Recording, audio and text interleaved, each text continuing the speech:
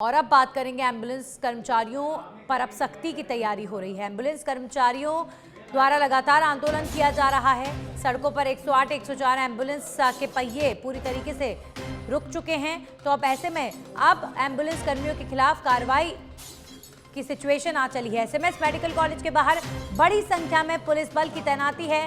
देर रात से आंदोलनकारियों को समझाने का प्रयास किया जा रहा है प्रशासन द्वारा, लेकिन आंदोलनकारी अभी तक जेएलएन मार्ग को खाली नहीं कर रहे हैं।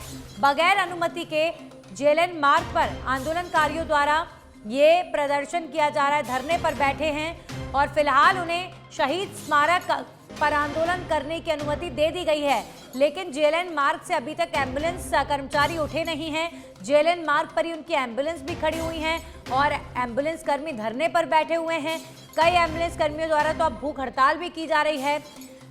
ठेका प्रथा को खत्म करें और संविदा कर्मी के तौर पर नियुक्त करें, ऐसी मांग सरकार से एम्बुलेंस कर्मी कर रहे हैं। और अब इस धरने को करने के लिए शहीद स्मारक अलॉट कर दिया गया है। शहीद स्मारक पर परमिशन दे दी गई है, लेकिन जेएलएन मार्ग खाली एम्बुलेंस कर्मियों ने अभी तक नहीं किया है और अब ऐसे में कार्रवाई करने की तैयारी की जा रही है। भारी संख्या में पुलिस बल की तैनाती जेएलएन मार्ग पर कर दी गई है। अभी फिलहाल एम्बुलेंस कर्मियों को समझाने का प्रयास किया जा रहा है, लेकिन ये जो बातचीत है लगातार विफल साबित हो रही है।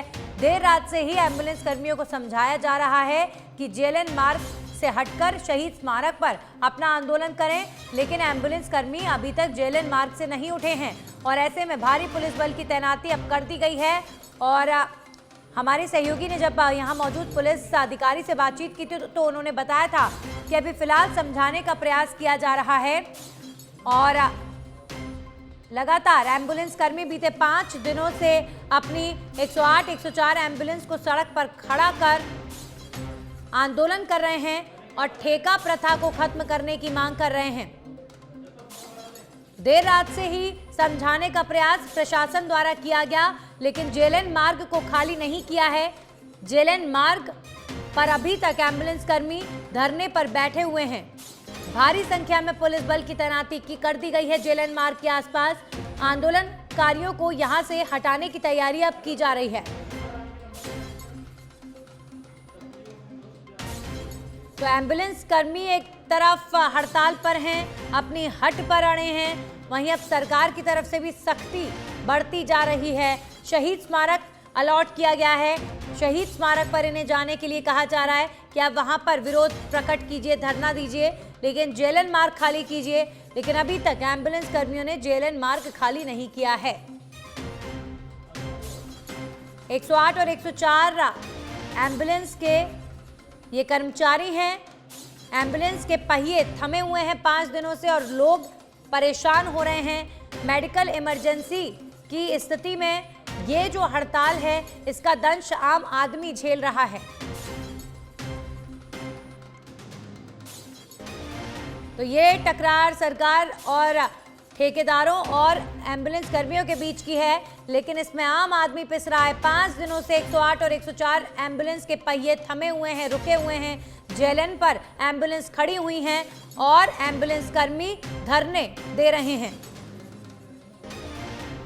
हमारे सहयोगी गौरव गौड़ लाइव जुड़ चुके हैं। गौरव, भारी संख्या में पुलिस बल की तैनाती जेएलएन मार्ग पर कर दी गई है। अभी फिलहाल क्या ताजा जानकारी आती हुई?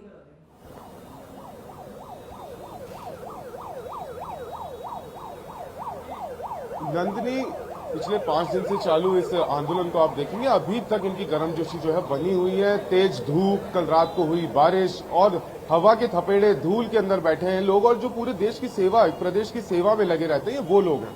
ये वो लोग हैं जब कोई परेशानी में होता है, जब कोई अस्पताल जाने के लिए तड़प रहा होता है, तो यही वो लोग होते हैं जो उन्हें लेकर के पहुंचते हैं अस्पतालों तक। और ऐसे में अभी आप देखेंगे पुलिस प्रशासन यहाँ पर मौजूद है और वार्तालाप का दौर अभी फिर से चालू है, समझाइश की जा रही है। लेकिन दूसरी ओर जहां आप देखेंगे तो यहां पर आंदोलनकारियों का सिर्फ ये कहना है कि हमें हमारी मांगों को, जो एक जायज मांग इनकी तरफ से बताई जा रही है, उसको लेकर के हम लोग जो है लगे रहेंगे और डटे रहेंगे। हम यहां से हटने को तैयार नहीं है, क्योंकि सरकार को हमारी मांग सुननी ही पड़ेगी और माननी ही पड़ेगी। नंदिनी जी गौरव, एम्बुलेंस कर्मियों से भी बात कीजिए, लगातार समझाने की कोशिश की जा रही है। क्या शहीद स्मारक पर जाएंगे या फिर यहीं बैठे रहेंगे?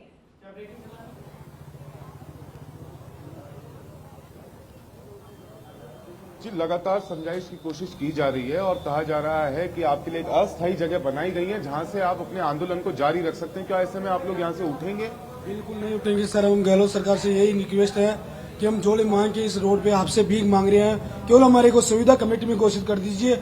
जिस बंदे के एक्सीडेंट घर से 50 किलोमीटर दूर हो जाता उसका कोई भी साथ नहीं है, उनका साथ केवल 108 कर्मचारी उनके साथ है जो उनको बिल्कुल सुरक्षित हॉस्पिटल में ले जाके उनको एडमिट कराते हैं, डॉक्टर साहब को उनको संभालते हैं और बोलते हैं कि इनका इलाज जल्दी से जल्दी करो, इनका परिवार के लिए सुरक्षित जीना चाहिए।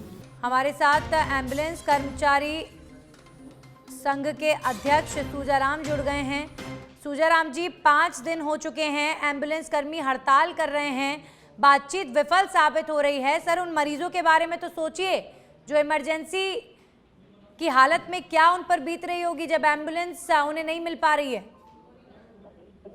देखिए नंदिनी जी, मैं आपके चैनल के माध्यम से राजस्थान की जनता से अपील करना चाहता हूं कि हम 2008 से लगातार इस एम्बुलेंस सेवा में काम कर रहे हैं और कोरोना काल के अंदर चिकित्सा विभाग के अंदर हम प्रथम कड़ी के रूप में काम कर रहे थे। कई साथियों ने हमारे जान भी खोई थी कोरोना काल के अंदर। सरकार ने हमारे को स्थायीकरण की जो बात है संविदा रूल्स में लेने की, उसमें हमारे को शामिल नहीं किया गया है। मजबूरन हम लगातार संघर्ष करते आ रहे हैं। सरकार द्वारा किसी तरीके से सुनवाई नहीं होने के कारण मजबूरन हम हड़ताल पे बैठे हैं और हम भी नहीं चाहते कि एम्बुलेंस सेवा बाधित हो, किसी न किसी तरीके से कोई रास्ता निकल जाए और हम लोग है जो वापिस एम्बुलेंस सेवा है जो सूजाराम जी, बड़ी संख्या में पुलिस बल की तैनाती जेएलएन मार्ग पर कर दी गई है और प्रशासन कह रहा है आप शहीद स्मारक पर जाकर धरना दीजिए, तो क्या आप जेएलएन मार्ग से शहीद स्मारक जाएंगे एम्बुलेंस कर्मी?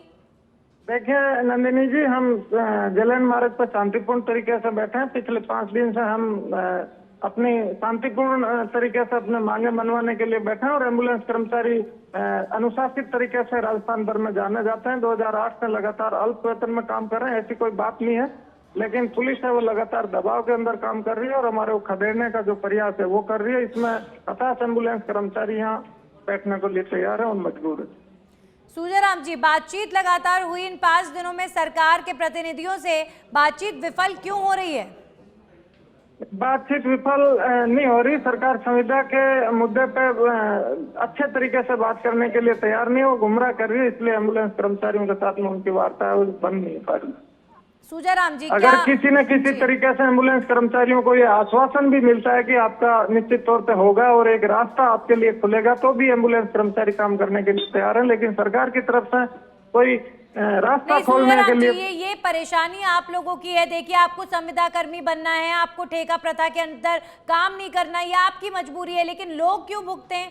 लोगों को तो मेडिकल इमरजेंसी में एम्बुलेंस मिलनी चाहिए ना, उसमें आम आदमी क्यों परेशान हो? मैडम, राजस्थान की जनता से मैं अभी पहले भी मैंने अपील की थी, मैं पुनः अपील करना चाहता हूँ कि हमें 8,000 सैलरी मिलती है, इस अल्प वेतन में हमारा परिवार का गुजारा करना मुश्किल हो रहा है। इमरजेंसी में जब आदमी को एम्बुलेंस चाहिए, अस्पताल जाना है, तो उसमें आपकी अपील से या आपकी माफी से कुछ नहीं होगा। एम्बुलेंस सड़कान भी जा सकती है, आप इस बात को समझिए। देखिए मैडम, मैंने पहले भी रिक्वेस्ट की थी, मैं अब भी कर रहा हूँ कि हम भी कतई नहीं चाहते कि एम्बुलेंस सेवा बाधित हो, लेकिन हमारे भी परिवार है, हमारे भी बच्चे हैं, लगातार हम भी इस अल्प वेतन में एक आशा के साथ में काम कर रहे हैं। हमारी भी छोटी सी मांगे पूरी हो जाती है, उसके बाद में हम भी सेवा पे वापस लौटने के लिए तैयार हैं। चलिए, आप भी अड़े हैं, सरकार भी अड़ी है, कोई समझने को तैयार नहीं है, परेशान आम लोग हो रहे हैं, ये सबसे ज्यादा दुविधा का विषय है। शुक्रिया आपका हमारे साथ जुड़ने के लिए।